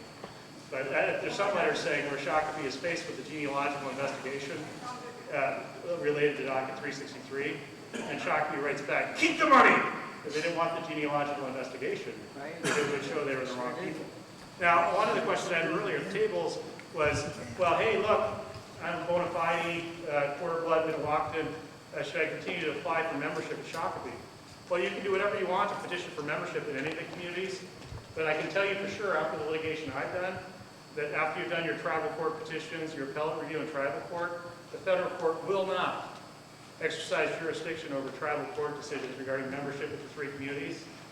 If you want to get to, the 3 communities, win this lawsuit, establish yourself as a tribe, because your title goes back to 1963, and then start pointing out that these 3 communities are provisional. They don't have any vested title. Any title they have is based on your title because you're a tribe, and you just work your way out. Does it make sense for the loyal Midewakanton to have 4 tribes in Minnesota, 3 tribes in Minnesota, 2 tribes in Minnesota, or 1 tribe? Obviously 1 tribe. Because 1 tribe, you'd have massive positive influence on the system because you'd have 1 tribe in 3 locations. Having 4 tribes in 3 locations doesn't make any sense, but that's where the government is left just for the moment. So there's another question I saw. Tom, you give a follow-up? Yeah, just on any ruling or judgment on the initial claim, it would be against that whole list of defendants. Now, do we have any idea what their recourse is going to be as far as, I mean, I think gathering, trying to create an action against the federal government? that is another reason why I love the loyal Midewakanton people. After 150 years of being treated so badly, you're still concerned about other people being treated badly. Right? And so what happens here is that, as I got really mad at the press conference at the end, is that it's time for you to stand up for yourself. Now, we should be concerned about collateral damage on innocent people, right? And as Tom's question is, well, aren't innocent people getting harmed here? And it's true that when you eject the wrongful possessors, they had an expectation the federal government was passing good title during the patents and so forth. They're going to lose possession of their land, and my job as your attorney is to say that they're going to be ejected. Now, they have a full rights to bring actions against the federal government for indemnification to make them whole. They have rights against the title insurance companies if they have title insurance. So hopefully they'll be made whole. But that's not my job as your attorney, is just to say, hey, look, that's our property. these people must be ejected. They must be thrown off the land so that we can go in. So how that would work would be the U.S. Marshal would come from his office in St. Paul, Minneapolis, and he'd deliver a writ of ejectment. Just like you might get evicted from an apartment, you get ejected from real estate, and then they have to leave, otherwise face contempt of court. And so that's how simple it is. Now for them, it's complicated because the federal government's wronged them, so they need to go after the federal government. And maybe the federal government in that situation will respond to what they say, and then the federal government will come to you and say, well, we got to work this out. Now I recommend when the federal government says that, when the tide has turned, that you don't go over and give them a big sweet hug and kiss them, right? That's not the time to do that because of how they've treated you for 150 years. I mean, in the first instance, they have to stop the racism. They have to stop being racist. They have to stop saying anything associated with the loyal Minnewacan were against. They have been against you. They have cooked the books in the communities. They've cooked the books in the tribal courts. They've worked hand in glove with the three communities to exclude you. And it's by the grace of God that you have title to 12 square miles. But, I think there's an invisible hand here. Sure, I think the federal judges know they've done this to you. They did this, and that's why they left this claim for us to pursue in the U.S. District Court. And I was mentioning over here, when I started this lawsuit, there were lineal descendants yelling at me. They were saying, Colonel, this isn't about money, it's about land. And they yelled at me. Bob was one of them. Bob stormed out of the room yelling at me, if this isn't about land, I'm not for it. And here we are, 12 years telling the judges in Washington, we want land, not money, but we're in a court that can only give us money, not land. And so now we're coming back with directions from the court, basically, it's the land. And so we got what we prayed for, but there is no way we could be where we are today without the first lawsuits clearly identifying that those three communities want nothing to do with you. And the federal courts have said, that's fine, those three communities can have nothing to do with you, but these guys get the 12 square mile reservation. And we're just going up there, we're just collecting more. Go ahead, and then I'll come over here. Yep. My concern is the CIV. Where is that certificate of any? Oh, the CIV? Yeah, the CIVs won't matter for us in this lawsuit because you just need to be a lineal descendant. So if you can collect your ancestral, birth certificates, infant tistinal certificates, death certificates that connect you to a loyal Minnewacan, the most secure way to do that is through the May 20, 1886 list with the 264 Minnewacan. But for the moment, we have to establish title, and then we'll turn to the genealogical documents. And a lot of the genealogical documents obviously will be collected by Dr. Butts and so forth. There'll be a little bit more work to do, but by that time we'll be well into establishing title and so forth. So maybe in the end, the federal government would agree that with some appeal rights for the court, that we'll administer our own system of determining who the lineal descendants are and get independent experts to look at the stuff because we want to do it quickly and not take forever. Question over here. Okay, well, my long story short, so after 12 years of this lawsuit again, so this is what came about is the 12 acres of land? We never did that before? 12 sections. 12 sections, Yeah, right? 12 square miles. So 12 acres.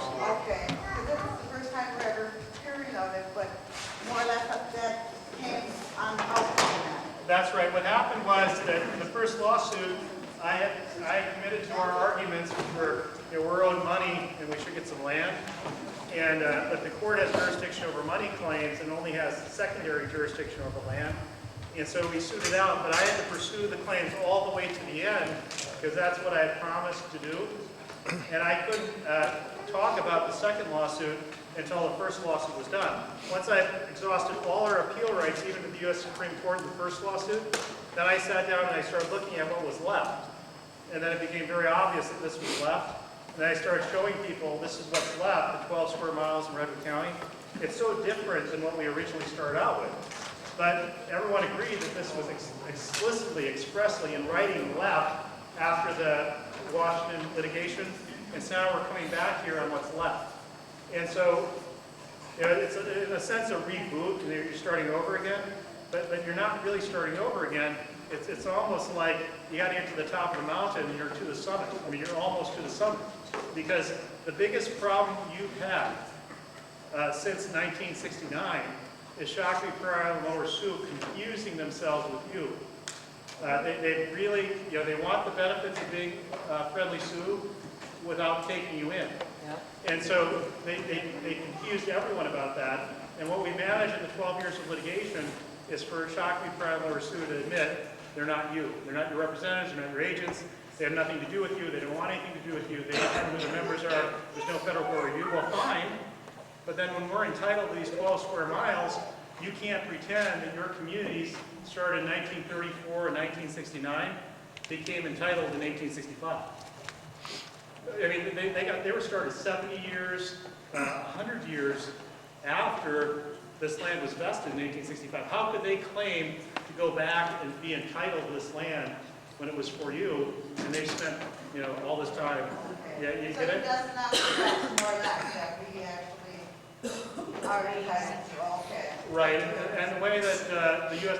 Justice Attorney told me was that in one conversation, well, I guess you're a fourth group of Indians, but you don't have any land. And then I kept my mouth shut because I knew what was coming. And oh boy, do we have land. And so they kind of admitted that we're an Indian group, but now they want us to be landless. But you almost have to get the Indian group part first, and then establish your land in order to be a tribe. When it's all over, would we be able to go after like our great grandma's land down Prairie Island? There, the casino's gas station is actually on it. Oh, all those ancient, you see, the problem for the Friendly Sioux is you've never had a tribe looking out for your land interests in Minnesota, because the three communities only look out for themselves. So once you establish your 12 square miles, I believe there are a lot of land claims. Sheldon and I have talked about 1837 treaty claims, so forth. There are a lot of land claims that can come forward once you've established yourself as a tribe. Identify a little group of Indians, you have reservation land, then you get IRA, Indian Reorganization Act status for the Department of Interior, then you start bringing your lawsuits to establish your sovereignty over all the Friendly Sioux lands in Minnesota. Wherever they are, there are all sorts of remaining land issues. This was not done right. This was not done right, obviously. I mean, we've been talking about this for, the lawsuit started really in the 1970s regarding this. And so, you know, it's really been 30, 40 years of litigation because the federal government did this in a bad way. So all those issues are open. But you have to establish yourself as a tribe. You better have the tribe bring the claims, because basically what the courts have said is they don't want individual claims. Scott? Yeah, Eric, I was wondering, how is this going to affect the Lower Sioux tribal government? The Lower Sioux tribal government is your enemy. They have not supported you. They have been against you. They don't like you. And you need to understand that. Do not be tempted by them, because they are not in it for your best interests. They are under the influence of Shakopee and Prairie Island. The three communities have 3 tribal courts, and they only use 2 law firms. This has been true since the 80s. One law firm is the judge, one law firm represents the community. These facts are all known. It's all cooked against you. It's all been devised against you. They do everything they can to stop you. I've talked to you over the years, and I found this out, that they would rather have you dead than face the music of you having title of those 12 square miles. Because it is a rejection of everything they say they stand for. They say they stand for Native Americans. They say they stand for Native American sovereignty. They have their conferences for sovereignty. They fund the NIGC. They fund NARC. They fund all these Native American organizations. Yet their brothers and sisters and first cousins, they treat this way. Yep. They are not what they say they are. That's right. And you know, I guess, you know, one thing we know is there's money in doing this to you, right? So there's money in discriminating against you. There's money in legally using lawsuits to stop you. There's money in defending lawsuits against you. So many people have made money stopping you from your rightful claims. And it's an industry. I've been part of the industry, right? I filed 11 years of lawsuits, and there are government lawyers being paid money, there's the Shakopee lawyers being paid money, Burr Island lawyers being paid money, Lower Sioux is, everyone's making money to stop you from getting your rightful land claim, to stop you from being identified as Indians. And so when is it going to stop? And it's like your case is reality. Everything else is not reality. This should be the most important thing. That's why 2 television stations were there today. That's why we're going to get coverage in the newspapers the next few days. It's because this is the most important thing. What kind of people treats an indigenous people this way for 150 years? I mean, why would a government set out for 150 years to violate someone's rights? I mean, you couldn't have designed over 150 years a better way to violate a people's rights. I mean, it's like the federal government and the communities have been plotting for all this period to get you. I mean, there's no other way to explain it. Otherwise, somewhere along the way, you would have cut a break. You were never cut a break. I mean, in 2004, the federal government and these Indian communities, and since then, have taken the position you're not Indians. I mean, they'd rather have you dead than recognize your title to this land. And I don't say that to rouse us up. That's just how pathetic these people are. I mean, and I don't feel sorry for them. I just think they're pathetic. They don't have any legal argument to stand on. It's all been made up. And I think, quite frankly, the federal courts in Washington said, well, look, if we can't come to an agreement on any issue, what's an Indian, what's a reservation, what's the law, well, then they say, well, now we got to go back to the fundamentals.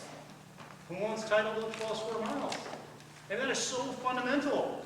We're not into Indian Reorganization Act issues or all that. We're down to one sentence.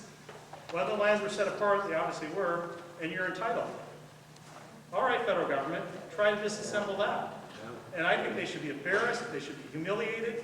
This is not what the Department of Justice is supposed to be doing. They should be acting like civil servants. They shouldn't be participating in the continuation of a racist pattern starting in 1862. So like we have to prove who we are for the people on the reservations, would they have to prove that they're part of us to stay on, or is that not? No, they have to follow the same rules. I think the Lower Sioux Indian community, they have a lot of explaining to do, because I don't know how they got in a position where the Lower Sioux Indian community is opposed to the loyal Mdewakanton people and opposed to the loyal Mdewakanton people having a 12 square mile reservation. I mean, American Indians need to stand up for American Indians, and clearly loyal Mdewakanton should stand up for loyal Mdewakanton. And we have a lot of violations of familial and tribal norms here.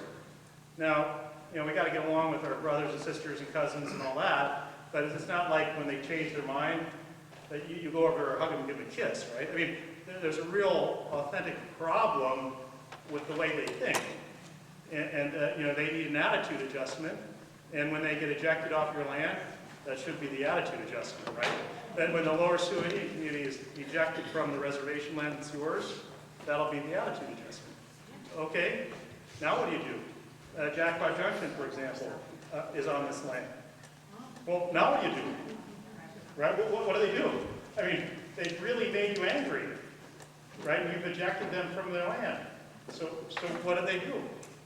I suppose they cry to the federal government, but we're not going to go give the federal government a smooch either. I mean, it's just sort of like, you guys have worked so hard and you've been so patient that when the tide turns, you've got to pause and say, what do we do? I mean, and that's your choice, it's not mine. I'm not here to solve that problem. I should mention, too, I like this analogy because it fits this so well. That, I don't know if you guys watch movies, but this J.R.R. Tolkien wrote this three books about Middle Earth, and it's about this fellowship that works really hard to defeat evil, in the end it does. But there were these elves and dwarves and hobbits along, and after the war was won, the elves and dwarves and hobbits left, and all you had was human beings, right? And J.R.R. Tolkien was going to write a successor book, And he started writing he started writing a new book about what happened after the return of the king and this great victory. And he was writing, well, the elves and the dwarves and the hobbits are gone, so all we have left is human beings. And it only took a few months for them to squander this great legacy, and they were back to their knavish political tricks. Then after 17 pages, he stopped and said, I'm not going to write a cheap political thriller. And my point being is that we're in fellowship, and we're doing something great. And you have to trust that what we're doing is great, and not worry about what happens next. If you focus on doing something great and accomplish it, then trust that good things will follow. If you get stuck on the question, 1 tribe, 2 tribes, 3 tribes, 4 tribes, if you get stuck on the question, what's going to happen to Lower Sioux, then you're missing the point, because what we're doing is great. This is, you don't understand what it means for America for you to win this claim. You're saying, you're saying 150 years of racism enough. Maybe someone else who's only suffered 100 years of racism will come forward and follow your example. Maybe someone with 50 years of racism. But you have to understand that there are only so many opportunities to have impact in a big way. And I think that's why I'm here, that's why you're here, is that this is big. This is bigger than any of us.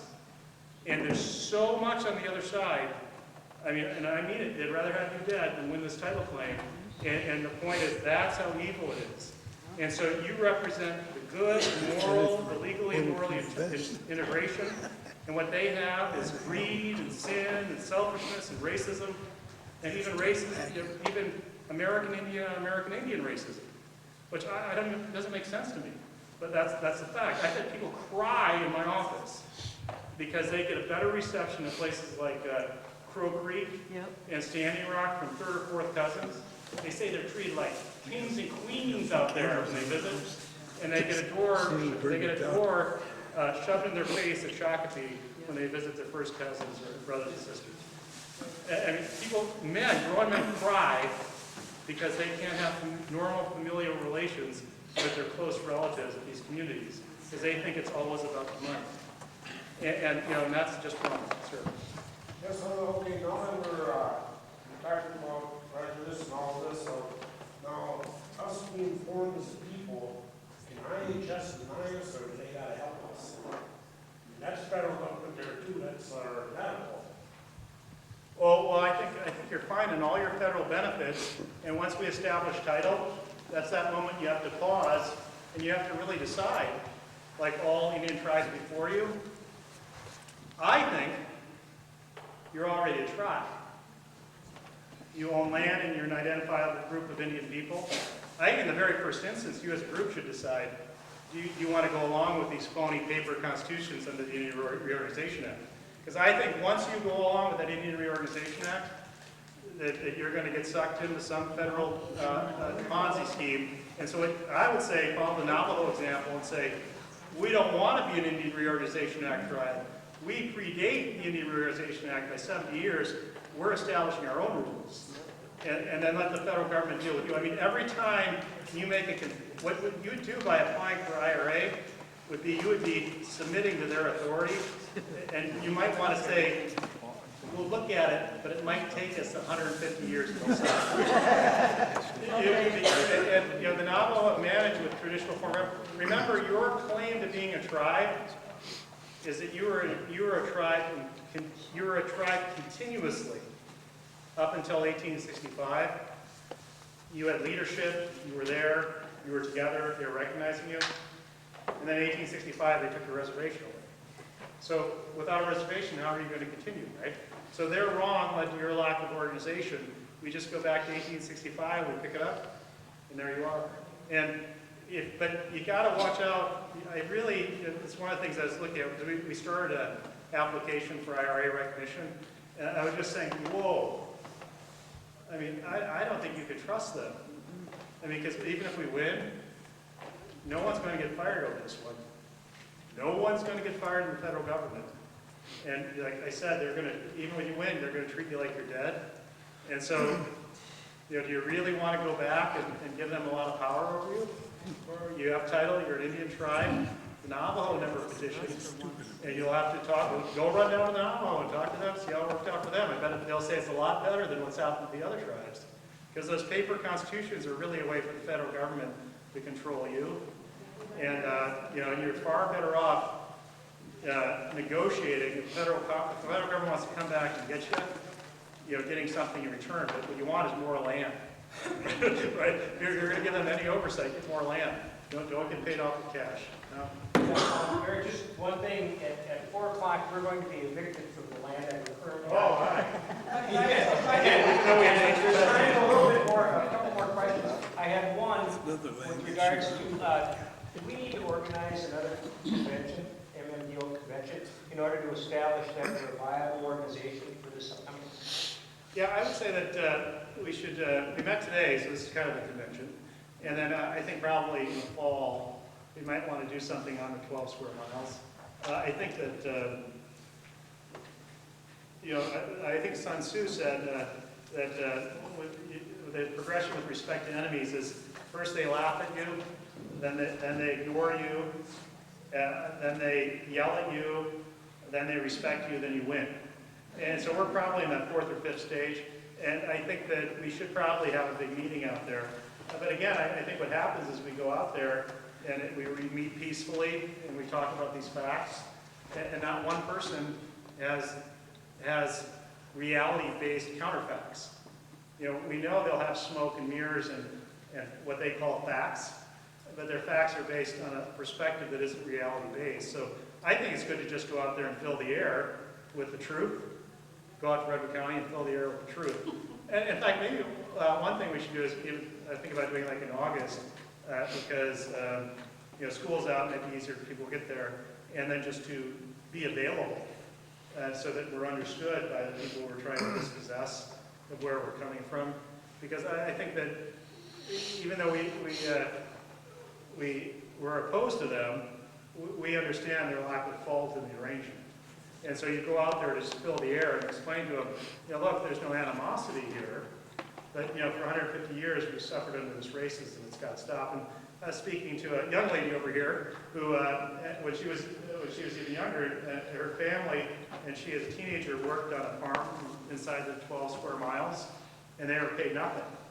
They're basically slave labor on a farm owned by a white farmer, which was actually she was entitled to. It should have been the opposite, except if we were running the farm, we wanted to treat the help as slave labor. And so you see the ironies here, and we need to get those stories out. They need to get out, and because if they don't get out, then we're not understood. And that story right there will convince a lot of minds in Redwood County and Renville County if it gets out. Oh, wait a minute. There's two sides of the story here. And I need to mention the old racist slogan, right? The old, when someone is having land troubles, people will say, well, I should just give the land back to the Indians. That's racist, right? But now they can't. Because we actually own this land. We're entitled. And so we can get our land back. So there are a few more questions, and we have to call it. Yeah, they want to lock the doors right at 4 because they get off work at 4. We need to be done in a few minutes so we can clean up. Yeah, one more question, maybe. There's another question? And he just said. All right, well then we're done. I'm going to go back to the office and file a lawsuit. I'm going to handle the press inquiries with the press. Watch, I think, channel 11 and 4 tonight. Maybe 5 and 4. 5 and 4 tonight.